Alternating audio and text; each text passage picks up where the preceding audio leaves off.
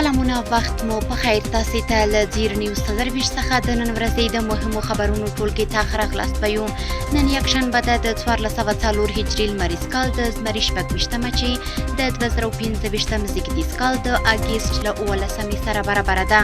زه شبنم وزریم او تاسو ته له زیر نیوز تدریش څخه سپورتي خبرونه وړاندې کوم. د پکتیکا په مرکز خرانه کې د سکیټ کیون او جمناستیک فدراسیونونو د استازولیو د 50 ورکشاپونو له لوري ورزشي ننداري وشوې.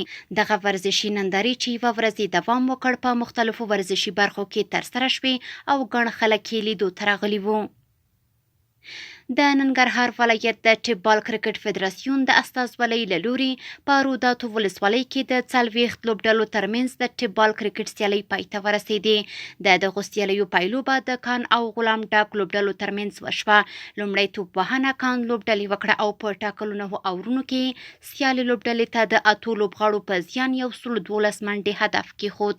د لوبې په دویمه پاڼۍ کې غلام ډاک لوبډلې یاد هدف د 3 لوبغاړو په سوځېدو پوره کړ او په 9 ویکټو یې اتلولي خپله کړه. د خوست ولایت د جودو فدراسیون د استازولۍ له لوري په مرکز متون ښار کې د 40 ورزشکارانو ترمنځ د جودو سیالۍ وشوې. دغه سیالۍ چې یوه ورځ یې دوام وکړ په پایله کې څپاند کلب لومړی، سنګین کلب دویم او د ډډوال کلب دریم مقام خپل کړ. او د سپورت له ډګره وروستی خبر همدا چې د پروان په جبل سراج ولسوالۍ کې د 4 ټیمونو په ګډون د زمري 24مې ترنمه لاندې د فوټسال سیالۍ ترسره شوې. په دغو سیالیو کې د جبل سراج اتحاد ټیم د حماس ټیم په 5 ګول توپیر سره مات کړ او د قهرمانۍ لقب یې وګټه.